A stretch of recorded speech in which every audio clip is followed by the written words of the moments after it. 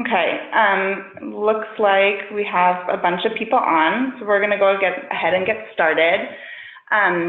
So welcome everybody. We're excited to have you join us for the next hour.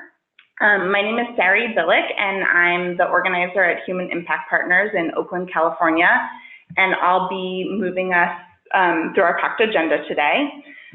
One note as we begin is that we're recording today's session and we'll be sharing it with the registered participants along with a link to the toolkit and slides as follow-up.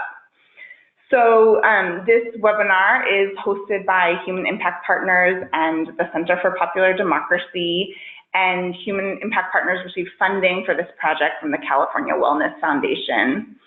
For those who are not familiar with Human Impact Partners, or HIP, we are dedicated to bringing the power of public health to movements and campaigns working towards a just society.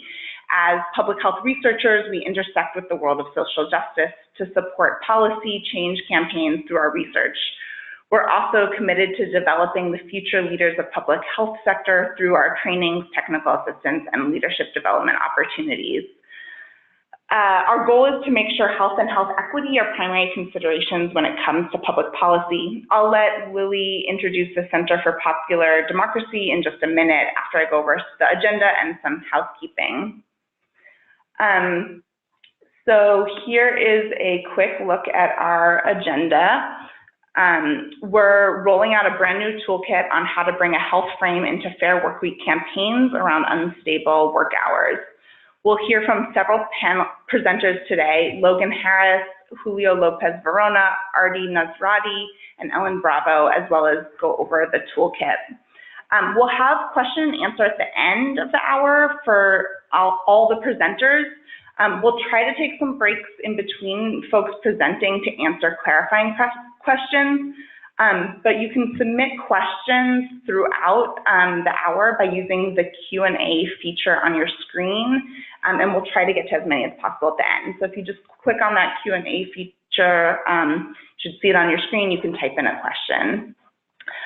So now I'm going to turn it over to Lily Wang from the Center for Popular Democracy to start us off. Go ahead, Lily. Hey everyone, my name is Lily. I work with the Fair Workweek Initiative, which is a collaborative effort that's anchored by the Center for Popular Democracy. CPD works with a national network of affiliated organizations, to build powers in our communities and to advance an agenda on various issues. For the Fair Workweek Initiative, we work with organizations, advocacy organizations and unions around the country to advance an integrated set of strategies to transform low-wage jobs in the retail industry and other service industries such as food service. And with our affiliates and other partners, we've been able to win policy campaigns that have really set a new work hour standards in 6 cities and also in the state of Oregon. We know though that, to change, really the conditions that workers are facing in these low wage industries takes more than just policy. So together with our partners, we also, work to organize workers to put pressure on key corporate players to make sure that, we're also putting pressure on the industry to change their practices. And so far we've been able to push Starbucks to make sure that they give their workers, 2-week advance notice and the end of clopenings, and also put pressure on more than a dozen retailers to change or to end the on-call shifts, which is a practice where they get workers to call in the day of to see if they're working that day. Just last thing about the work that we're doing this year, we're working with organizations in Chicago, LA, and Philadelphia, as well as in the states of New York and Connecticut to really advance these innovative policies for working people. And so when, we know that the scheduling practices have really rewritten the rules and, and what low-wage jobs are today. And we want to be able to really lift up the stories of workers so that, we're leading both with their voices and also with their leadership, and be able to tell the stories of how these jobs are impacting their lives and the lives of their family members. So we first started, really thinking about collaborating with HIP, because we wanted to understand how we can really surface the dimensions of the impacts of these low-wage jobs on people. That's beyond just, not being able to predict how much they're going to make and the impacts. But, we know that there is an intrinsic connection between the low-wage work and the erratic hours that the workers experience, as well as their well-beings and the well-beings of their families. And so we're super excited to collaborate, with HIP and to really deepen our understanding and to be able to sharpen a narrative around why these low-wage jobs have such a huge impact that's, in all aspects of the lives of the workers, and why these practices have to end. And we're just super excited to share, our thinking and some of the tools, and we hope that they'll be useful for your campaigns. I'm going to kick it back to Barry. Great, thank you, Lily. So next I'm going to turn it over to Logan Harris. Logan is a Senior Research Associate here at Human Impact Partners and will be presenting an overview of the research on health and unstable work hours. So I'm going to turn it over to Logan. 1 second. Okay.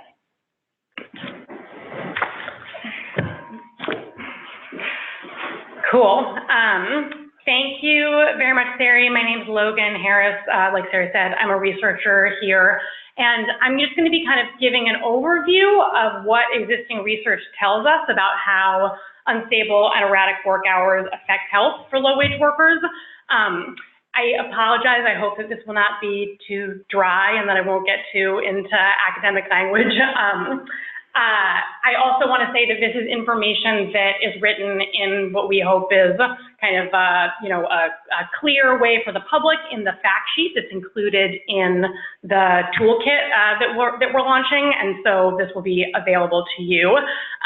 There's not a ton of research that looks really directly at how unstable and precarious work hours affect health, but what we do know is that it affects all of these domains of people's lives that connect very directly to health outcomes. And I'm not going to cover every single possible way, but I'm going to go through some of the main topics, and if folks have questions, I'm happy to answer those during the Q&A as well. And I'm also going to include a few quotes from focus groups that we conducted actually with Working Washington and with Artie, who's going to be on the webinar later, for a report that we did supporting their campaign up there to hopefully bring a little bit of a human angle, kind of as Lily was saying, into my otherwise sort of boring flowchart. So this slide shows kind of the 4 main areas that I'm going to be talking about in terms of how these precarious work schedules affect areas of life that then lead to negative health impacts.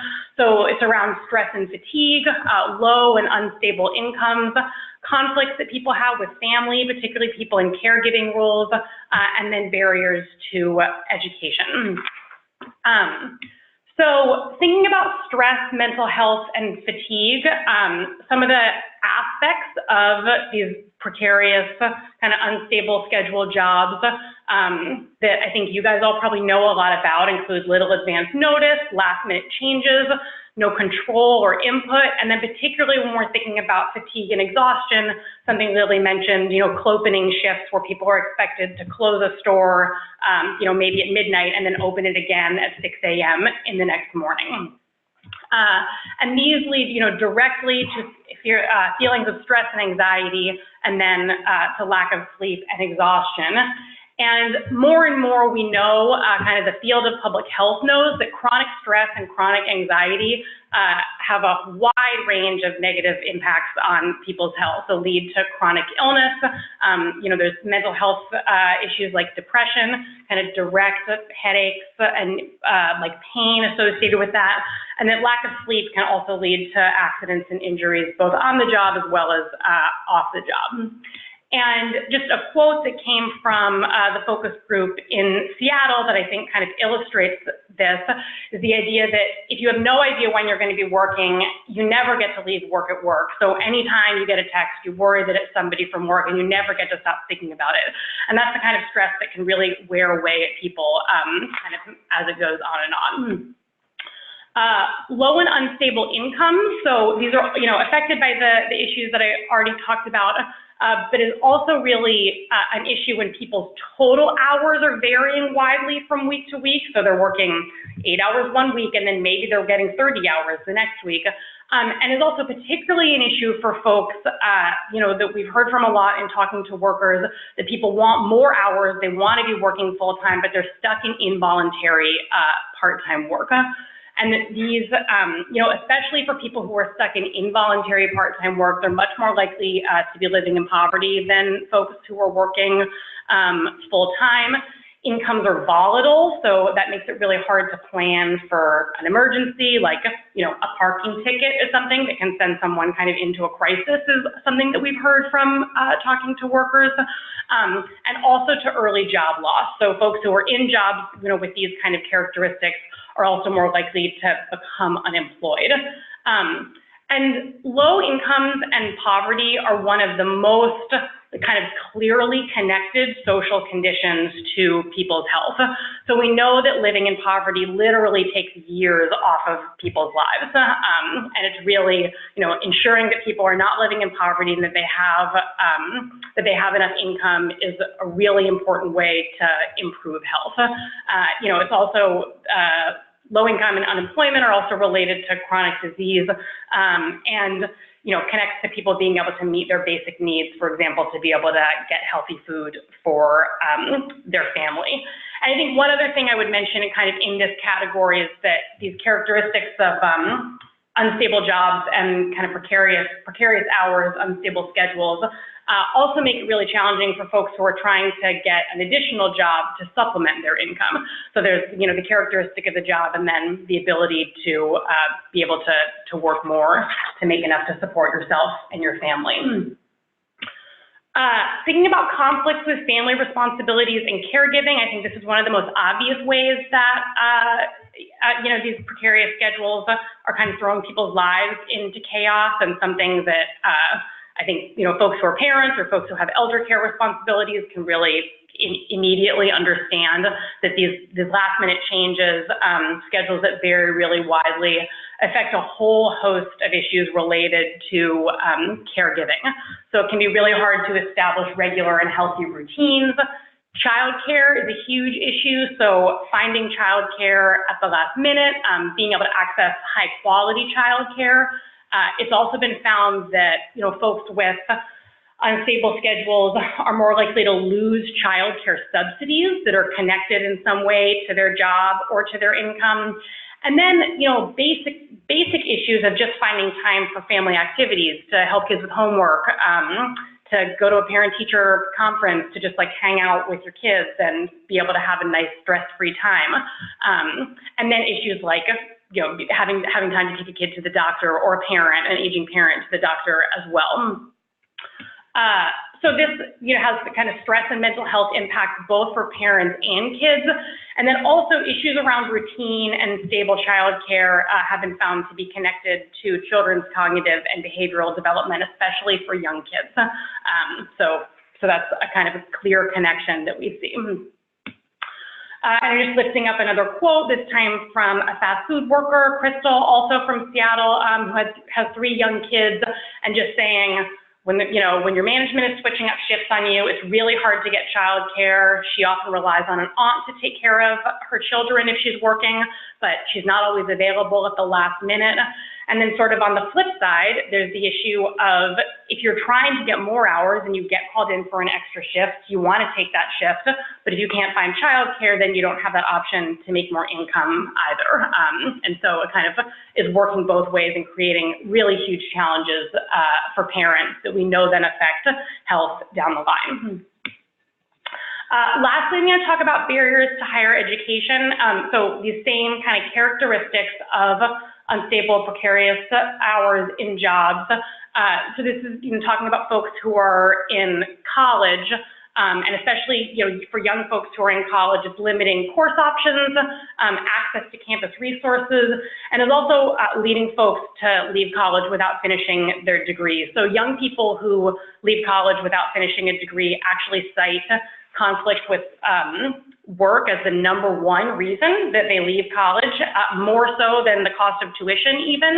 And so it's a huge factor. And kind of educational attainment is directly related to life expectancy and health as well. So that is the end of the nerdiest portion of this presentation, I think. And as I mentioned, we have a fact sheet that goes over these issues in the toolkit that we're going to be sharing, and kind of different ideas of ways that you can share this information in a more humanizing and not technical way. And we'll also share the report that we worked on with Working Washington and CPD in support of the Seattle Fair Workweek campaign, which uses a lot of this information. But I did want to point to one more resource if anybody is interested in actually digging into kind of the sources that talk about these issues. CLASP, which is the Center for Law and Social Policy, has a resource repository at fairschedules.org where you can look at kind of some of the reports and academic stuff that this information comes from. And if you have questions, I'm happy to answer those at the end. Now I'll give the seat back to Sari. Thanks. Switch places. Thank you, Logan.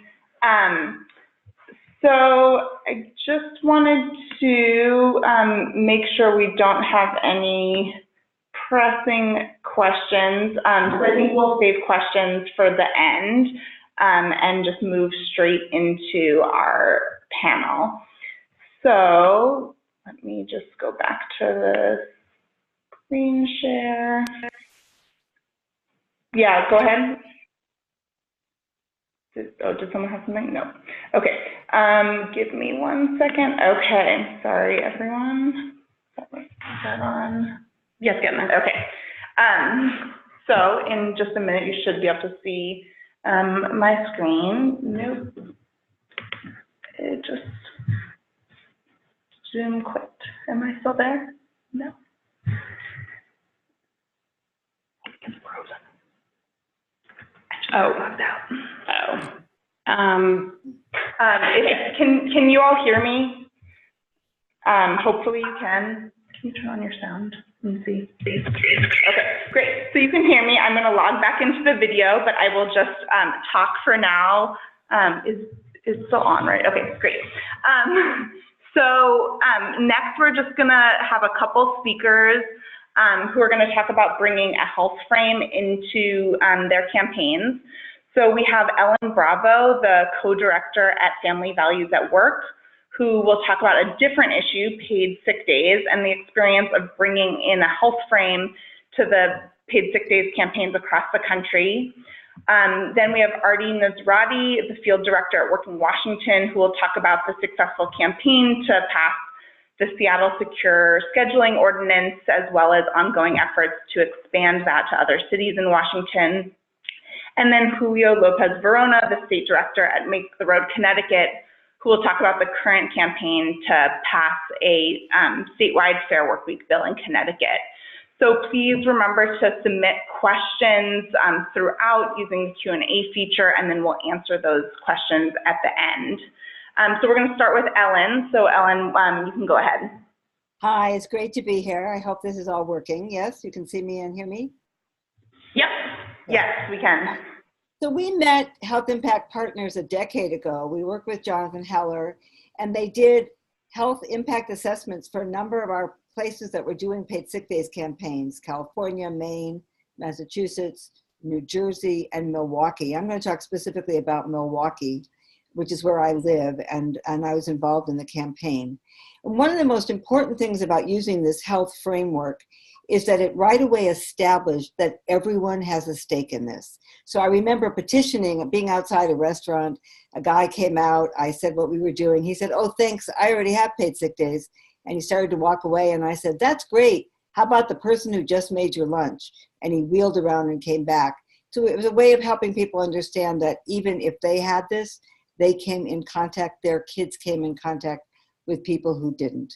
It really broadened who were the messengers. So I'll talk in a minute about the role of healthcare professionals, but it enabled us to have a prominent voice from a second grade teacher who had brought a couch into her classroom. It was supposed to be the reading couch. And instead it became the sick kids couch, because every day when someone was sick, their parents couldn't come to pick them up. And sometimes they would say, "Please don't even call my mom. She'll get in trouble if you call her." That story became a story that got profiled in Business Week. And it really showed the impact on kids and education, some of the things that you all were just talking about. We also, that was, if you all remember the movie Contagion, we made a little video called Contagion, Not Just a Movie. And the narrator was the city health commissioner in the city of Boston. And one of her lines is, "Hey, this is America. Everyone has the right to stay home when they're sick. They just don't have the right to get paid or keep their job." And so it really helped connect the question of health with the question of economic livelihood. We did I remember the press conference where we announced the results of the health impacts assessment. And here's who some of the people were, because it really helped us broaden the coalition. So the Black Women's Health Coalition, the Latina Women's Health Coalition, and Fight Asthma Milwaukee. And they talked, the Fight Asthma Milwaukee people talked about what it means for kids to get something that could be dealt with right away if they could just get into a doctor and have a quick intervention, could become literally a life-threatening episode. And that was very powerful in our campaign. So that was one goal of using this, was to help straighten out the frame, clarify the frame, broaden the coalition partners. And the third goal was to cut off the opposition at the knees, because they really, how could they answer this? What could you say when you heard a story like that second grade teacher or a kid with asthma? It made it much harder for them to have any traction in opposing us. We did engage a number of healthcare professionals and in lots of places. So for example, there was in Boston and Massachusetts, there was a pediatrician who worked in the emergency room who described stories of kids who had gotten much more severely ill simply because a parent couldn't take a day to get them into the doctor in time. Paul Chung in LA, also a pediatrician, did a Facebook Q&A with us and Rosa DeLaurel, the sponsor of the Federal Healthy Families Act, and that was really powerful. I mentioned Barbara Farrar, who was then the health commissioner. So it was a really great way of engaging these voices. And then I'm going to try screen sharing, so I'll show you some of the messages we used, see if this works, and if it doesn't, I'll just tell you. Can you see my slides, or forget it? We can't see your slides. Okay, never mind. Okay. Wait, I'm going to try one more thing. Oh, it looks like it's loading. Okay. Anyway, these are the kinds of messages we used. We talked about, oh, never mind. I'm not going to do it. It's too complicated. It's not. Oh, there, now we see it. Oh, you do? Yes. Are you seeing it as a, okay. So we talked about everyone gets sick, but not everybody gets better. We talked about the importance of, we had this great slogan that we started using, please don't give me flu with your fries. We talked about nobody should have to choose between a job and their health or the health of a loved one. No one should be punished for being a good parent or following doctor's orders. And then we also talked about, we used to quote Jonathan Heller, who said that flu pandemics can be reduced by 15 to 34% if people had paid sick days. And that was really great. And then I don't know if can you see the title of this booklet we did, Sick and Fired? Yes, we can see it. Okay, great. We really wanted to connect that this is an issue of economic security as well as health security, that lacking paid sick days often meant people losing their jobs. Nearly 1 in 4 people have either been fired or threatened with being fired for taking time to care for themselves or a loved one. And that was a very powerful statement. I wanted to say that, overall, it was a way of talking about everybody's health, and if we value people's ability to do what they want to do, which is to be responsible and take care of themselves and their loved ones, then we had to make sure that they weren't punished for doing that, and that making sure that a health crisis didn't become an economic crisis as well. Thanks so much. Great, thank you so much, Ellen. And if you could just press stop screen share, so we're not seeing your screen, and then I'm going to turn it over to Artie. You can go ahead, Artie. Hello, how's my audio and everything? Sound good? And Ellen, we're still seeing your screen, so if you could just press stop screen share. Ignore it. Okay, go ahead, Artie. No problem. Again, so I'm Artie. I'm working in Washington. We are a workers nonprofit headquartered in Seattle. We're statewide. We worked on CTAC 15, Seattle 15, statewide minimum wage increases and sick leave, a bunch of worker stuff, including paid family leave, which, by the way, this morning Starbucks announced that they were going to give full paid family leave to all of their employees at the store level. So that was a big win for us. So I'm going to talk a little bit about kind of our fight in Seattle, and then what we're using as far as like health related messaging to expand our message to generate heat for secure scheduling statewide, because we don't want to just keep it in Seattle. So to start with, I want to reference a couple of other campaigns just to kind of make a point here. So everything that we're working on, everything that we talk about, economic justice, social justice, all of these things are winnable, and they're not even that difficult to implement. We know this could be won a lot, and they get rolled out and they're implemented pretty frictionlessly for the most part. The problem is always the will, right? We get into kind of a tit for tat with businesses and stuff like that about, we say we have workers in poverty, you can afford to pay them more. And they say, no, we can't, we're all going to go out of business. And I think minimum wage is a really clear example where it's very difficult to bring up the health impacts. And I think Logan brought up that there definitely are health impacts to poverty, right? Like having less access to healthcare, and just being stressed out all the time, right? There's a lot of health impacts about being poor. And I don't think that comes across when we talk about minimum wage as much. But then what we see is, even though we had enough will generated to pass a $15 an hour minimum wage in Seattle, we're starting to see that there's a ton of these service charges that businesses are putting on their receipts about to cover wage increases for their employees. And I only bring this up because they feel that it's okay to do that because we need to win that kind of public support a little bit more, I think. Because what they don't do is put a service charge on there for the rent increasing 50% over the last 5 to 10 years, right? And I think that Ellen, mentioned that I think paid sick leaves is a similar campaign that is really about money when you think about it, right? Paid sick days. But I think the health impacts come across really clearly there. And another place where it's just really about money is paid family leave.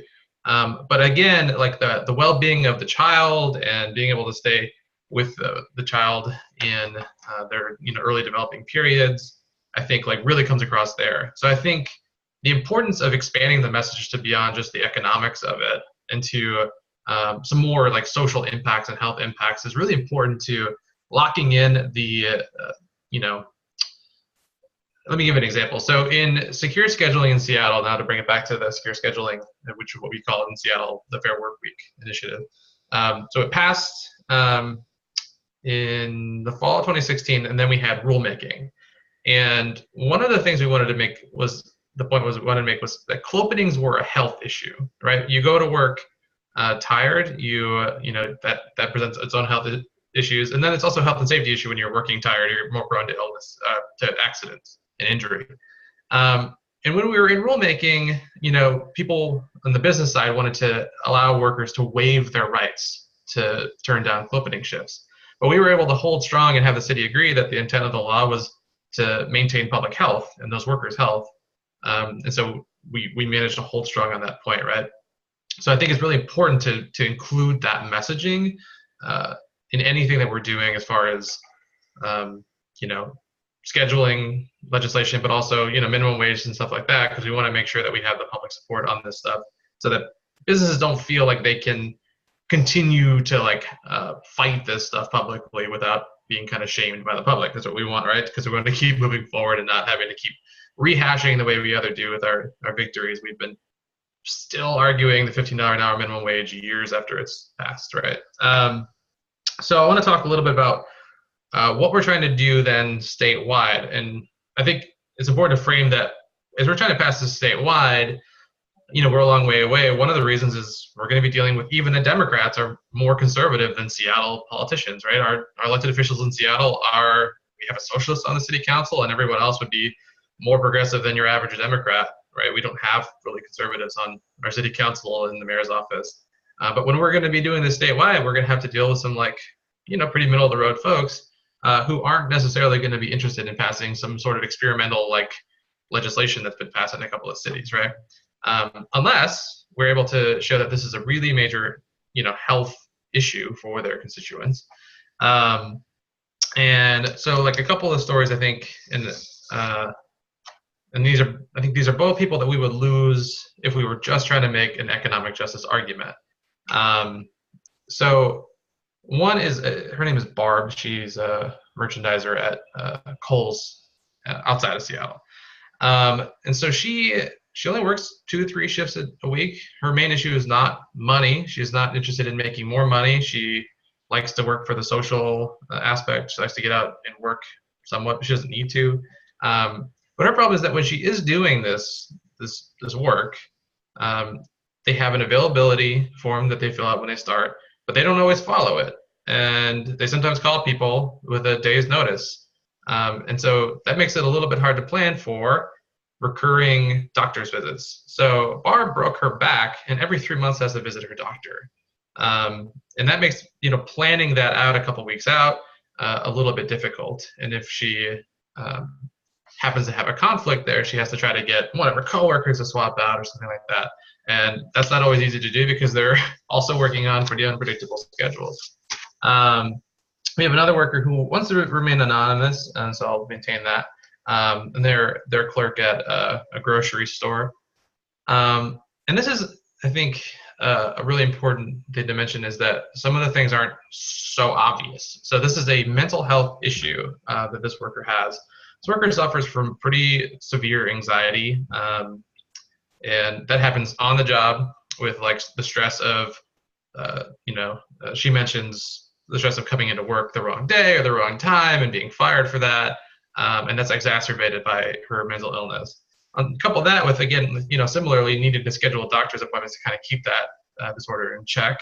But also, we can't undervalue the importance of a worker's time outside of work. Right now, the dynamic, and I think the main reason why we have to fight businesses so hard is that there's a dynamic where if you're called into work, you have to go. Your priority is your work. And for this worker, for their health, they need to be able to schedule time with their family and their friends. And it's really, honestly, a sort of treatment for this person.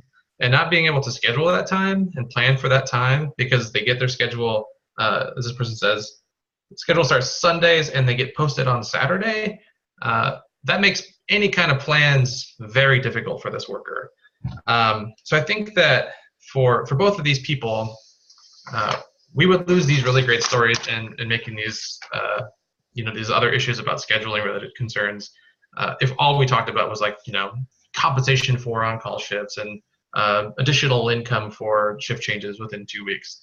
I think when we talk about these health impacts, and I think the data is really useful that Logan presented, and hopefully we can read some of the things on the class website, but I think the most valuable thing isn't that we use this stuff to, debate with businesses. It's that we use this information to help us have conversations with these people, with these workers who might otherwise be left out of the like $15 an hour fight, right? Like I don't think that Barb would be someone who would be out there like marching for 15, but here she is writing a full page story for us for scheduling because this is something that is really impacting her health. So I think that's gonna kind of summarize, I think, what I want to talk about for the worker outreach on health issues and care scheduling. So I'll pass it on to, I don't know if Julio joined or Sari. Great.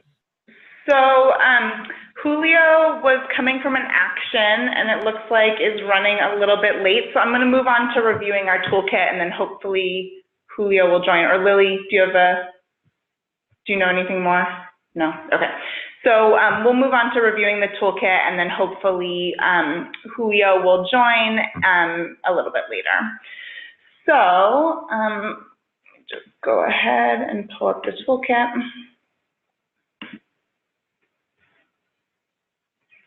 Okay, so this is our brand new toolkit, Organizing for Healthy Hours, a toolkit for Fair Workweek Advocacy.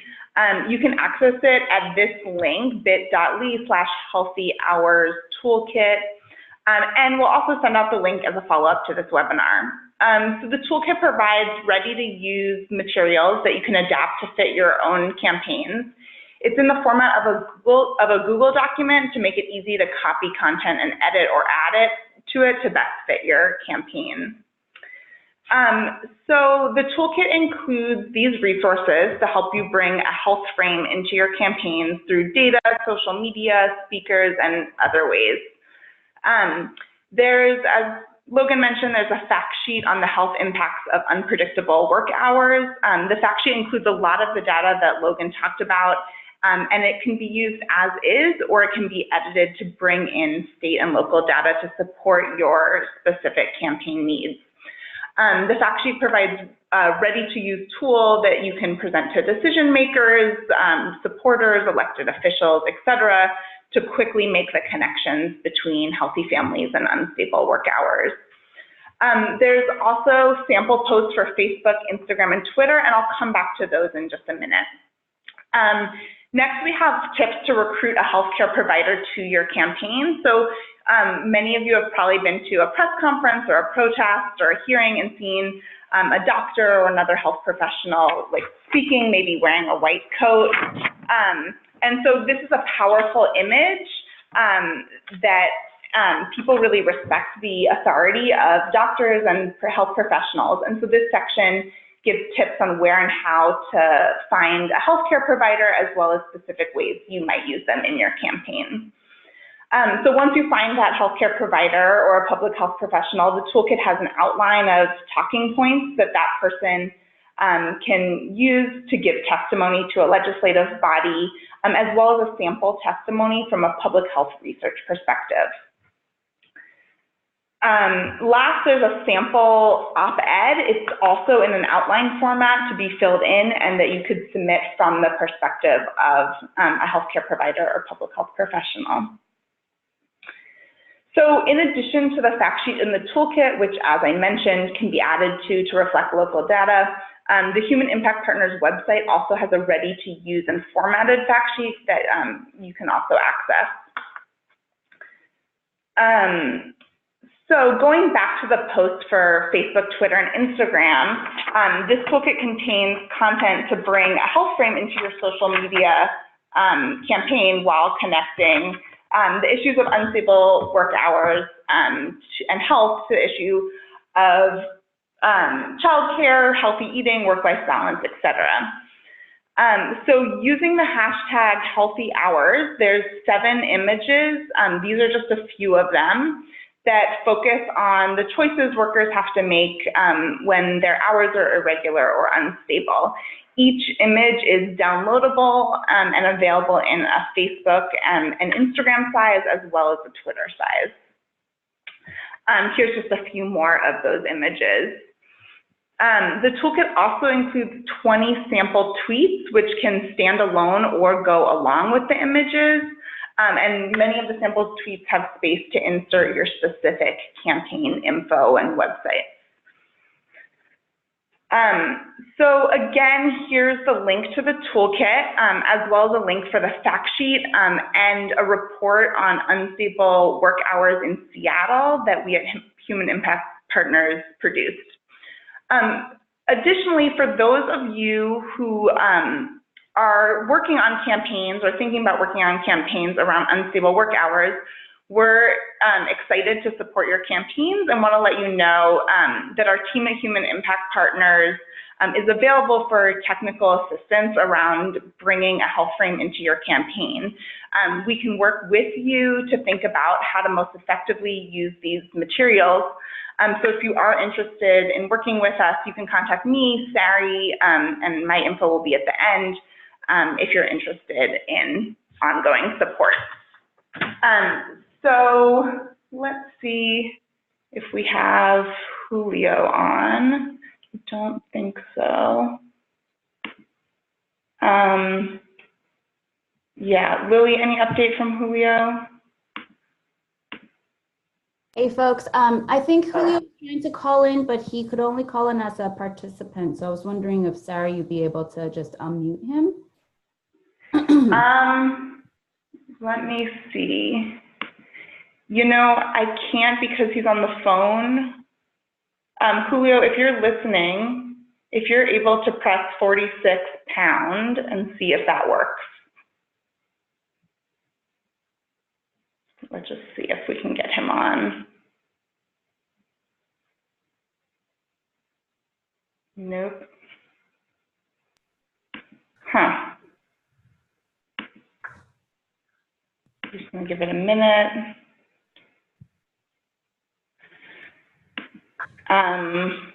I think I'm not able to change him to a panelist, unfortunately. Julio, if you are able to get on, let's move on to question and answer, and then Julio, if you are able to get on using your participant ID, which should connect you, then we'll go back to you. So I'm going to turn it over to Lily to do some question and answer. Go ahead, Lily. Yeah, so just want to encourage folks to use the Q&A. You should, if you sort of hover on the bottom of your window, you should see it. And if you can just kind of, type in your questions and we'll definitely make sure that we can get to them.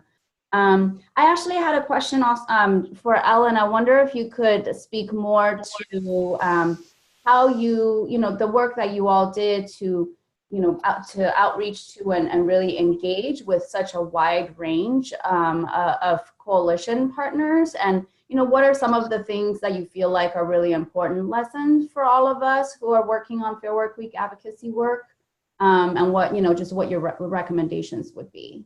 Sure. Can you hear me? I'm getting this message. Okay, good. Like any good coalition, the idea was to figure out ways people could engage that built their own capacity and their own lists for themselves while building the strength of the coalition overall. So obviously the petition gathering was a good way to do that because people could go out in their neighborhoods or where their members lived. It could be an activity for members to do together, and then going to fairs, going to festivals and things like that was a good way to do it. We worked hard to get people to meet so that we agreed on strategies and messaging, and tried to do frequent activities. This was a limited range because it was a ballot initiative, so there were a certain number of months of activity.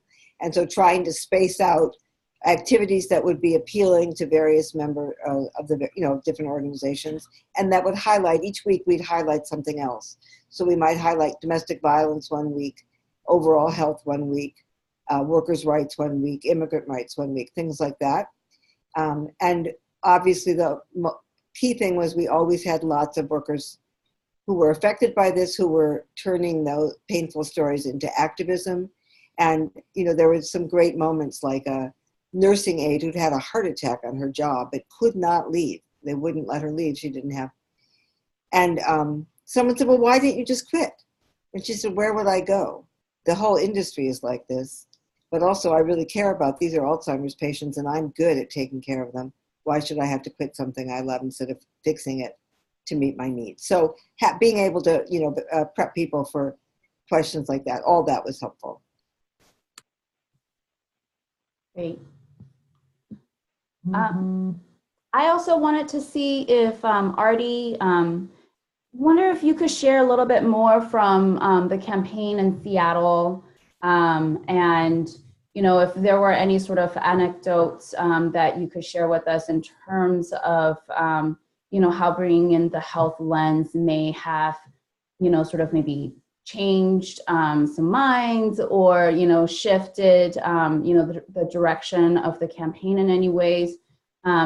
Just like what are some of the lessons learned from there that you could share with folks? I think talk about two things briefly. So, we focus on organizing workers to make our message, right? We don't have like lobbyists down at Olympia or at City Hall. Or what we do is organize actions and have workers go lobby and stuff like that.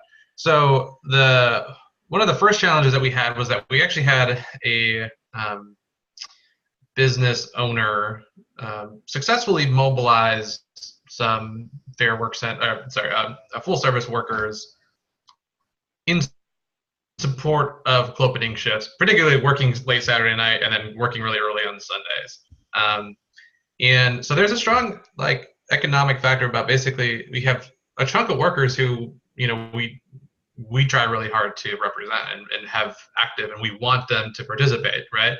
But they are in conflict with some of our other workers, right? Like Starbucks workers, right, are not tipped as much as some of these full service workers. And so we had this weird battle of workers where we don't want to disparage these workers who are coming out, and then we had our workers who had health issues. So we basically had one group of workers saying, we're going to lose money because my boss isn't going to schedule me during this 10-hour window of clopening. In theory, their boss could, and they could allow it, and they'd pay time and a half, but I think they had a reasonable case to say that they might lose an hour or two of that time in that window.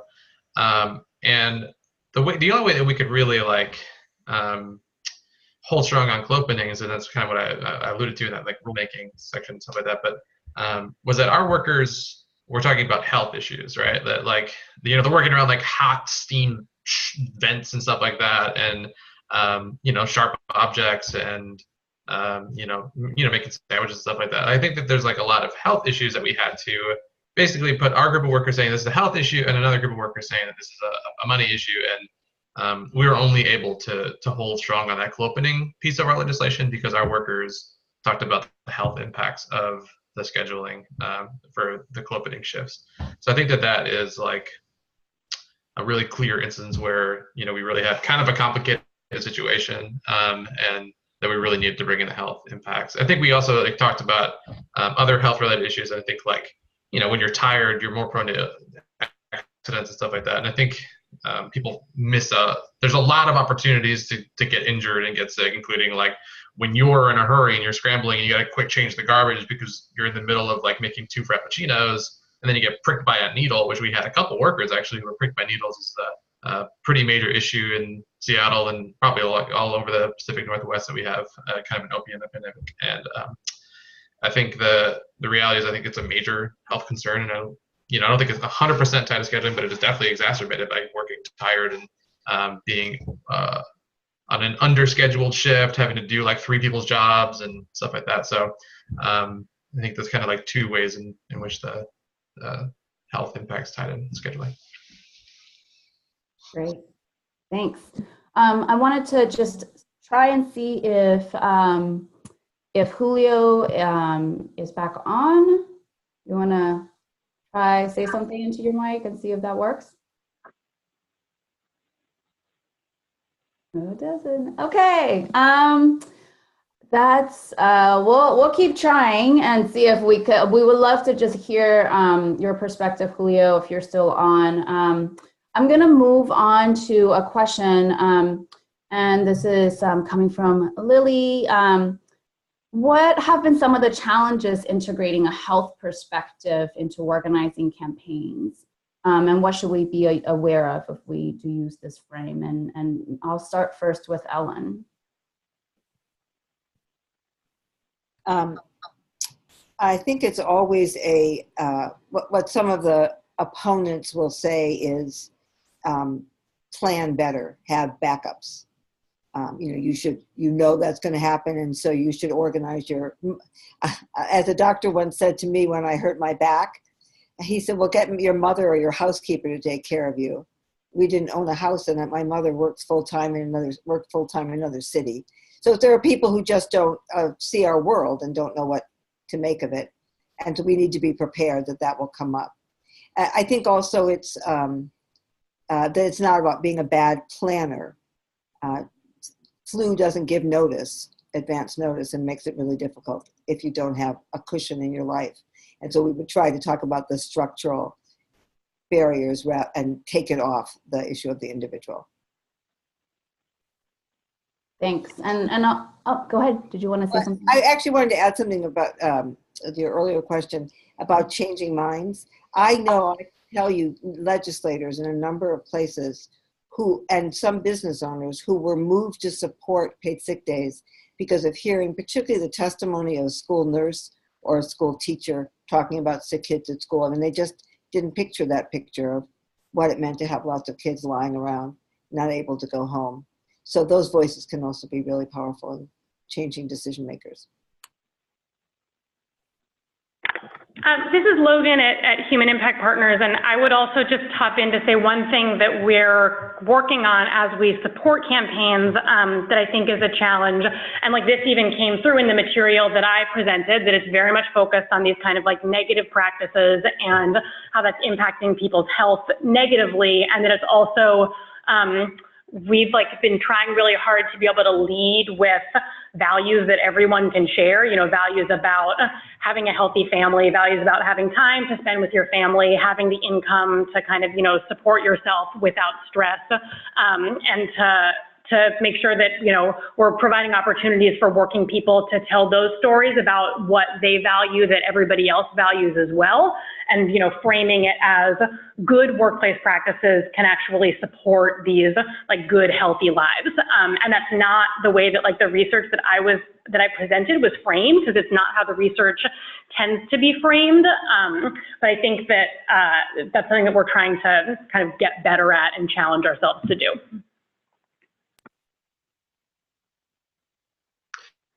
And can I add one more thing to that? I think everything everyone said is correct.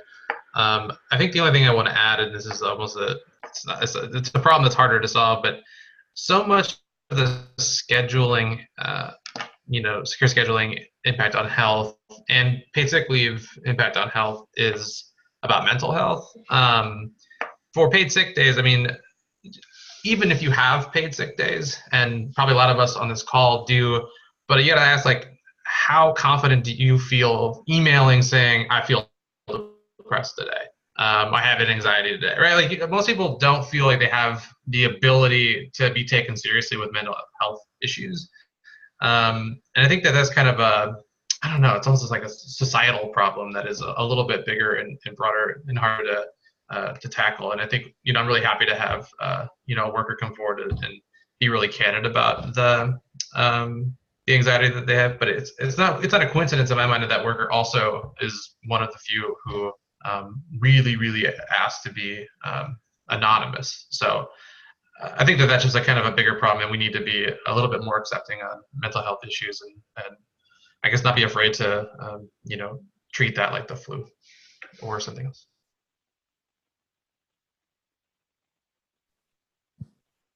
Great, thank you. If there are no more questions, I'm going to turn it back to Sari. Okay, hi. So unfortunately, Julio was not able to get on, who's our other presenter, so I'm sorry we didn't get that. But I just wanted to thank everyone for joining, and then let me just pull this up, sorry. Okay. So we're gonna, as I said, we're gonna send out the recording as well as the slides.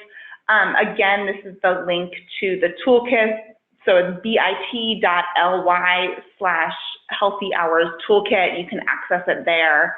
I've also included a link to the Human Impact Partners website where you can access the fact sheet as well as the Seattle report.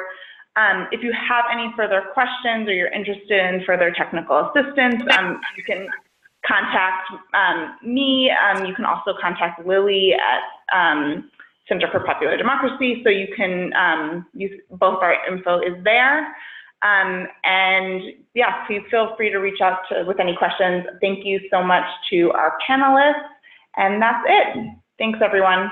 I just want to say what a gift it is to have. What a gift it is to have human impact partners in our movements, and we're really appreciative of the great work you do. Thanks so much. Thank you, Ellen. Thanks, everyone who joined today. Take care. Bye.